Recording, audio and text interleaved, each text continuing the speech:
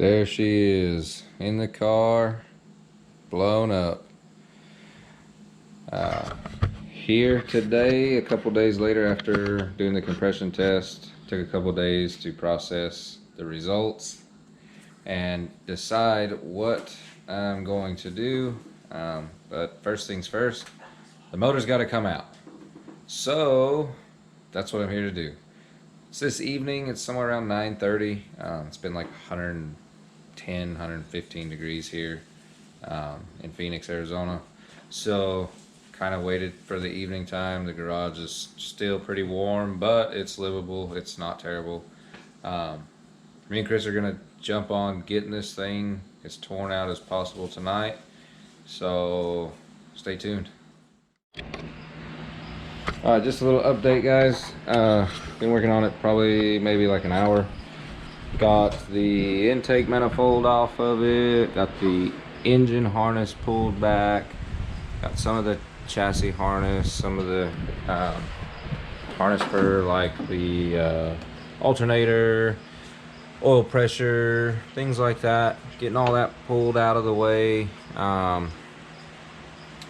Getting ready to jack the car up so I can remove the exhaust, get that out of the way, get the coolant drain, to get the oil cooler, which is down here. Get the oil cooler, I don't think you can see it very well.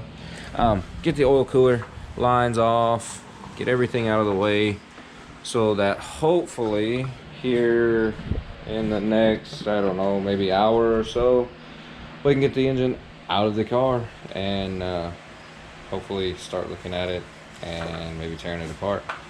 So stay tuned. We're gonna keep going. I'll check back in with you here in just a few minutes. So we're just about ready to pull the motor. Got the intercooler, got the AC condenser, the radiator, all of that is out of the car. Got our trusty engine hoist from Harbor Freight. A lot of room down here now. I got the motor mounts taken loose. I believe I have all of the bolts from the bell housing to the block taken loose. I'm gonna try to take out pretty much the manifold, the turbo, the block with all the accessories. We took the oil cooler lines loose, the power steering lines, air conditioning lines.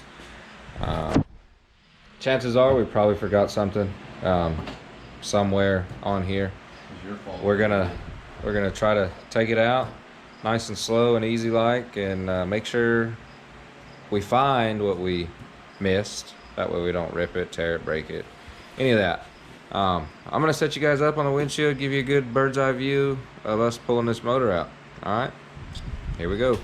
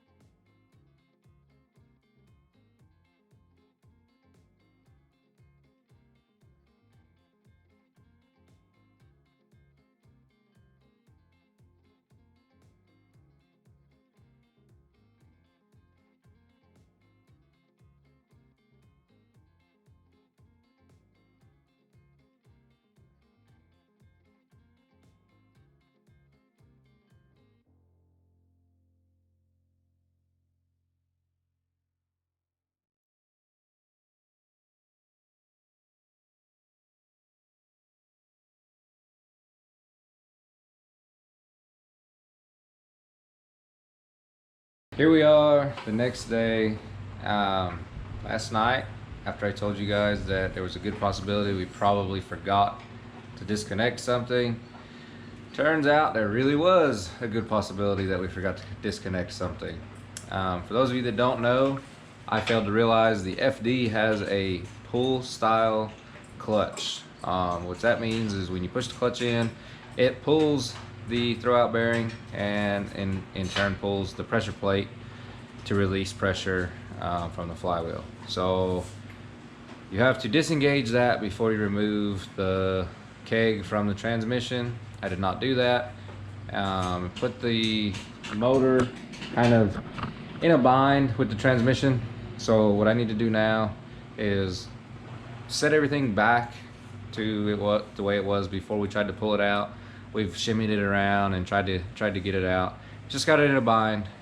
So I'm going to jack the motor back up, get it back in line with the transmission, and then release the throwout bearing and then pull the motor out after that. So I'm gonna set up a little time lapse, y'all.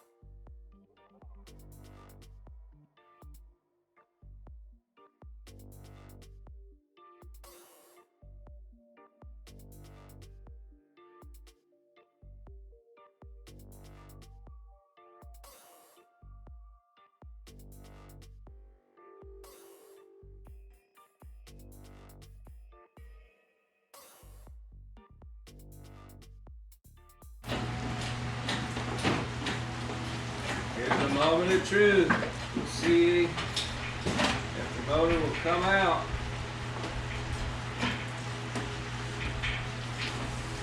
Let's give her a wiggle.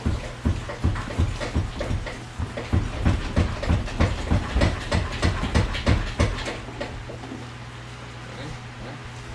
I released everything.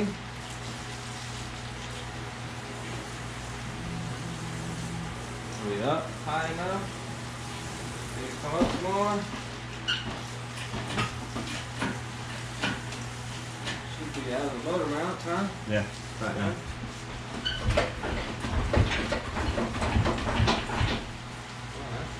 Are we hanging up? Where's the Dog bar?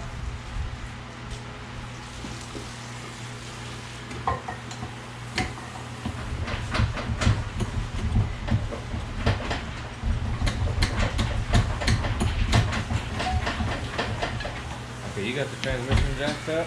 Yeah, it is. Wait, I got a fuel line over here somewhere too. What about all 5 of these lines over here under the intake manifold? All these. That's the one I was talking about.